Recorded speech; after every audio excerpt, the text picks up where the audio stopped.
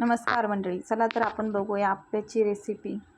रव्याचे आप्पे बनवलेले आहेत। मी 1 वाटी रवा घेतला आहे, त्याच्यामध्ये 2 चम्मच दही घेतले आणि 1 वाटी पाणी घेतले। असं मिक्स करायचा रवा आणि 1 तास भिजत ठेवायचा। त्यानंतर मका, वाटाणे, कांदा, टमाटर, गाजर असं टाकायचं आणि अद्रक क्रश करून टाकायची। मग मीठ, साखर, तेल असं सगळं हे टाकून मिक्स करून घ्यायचं। मिक्स करून 15 ते 20 मिनटं परत त्याला रेस्ट करायसाठी ठेवायचं।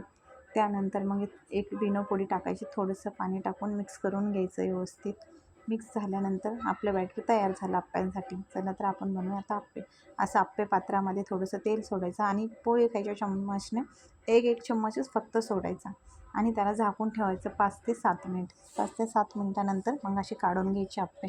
हे बघा आपले रेडी आहेत आप्पे। आणि हे आप्प्यांसोबत खाण्यासाठी टमाट्याची चटणी बनवायची, खूप छान आणि खूप टेस्टी लागते।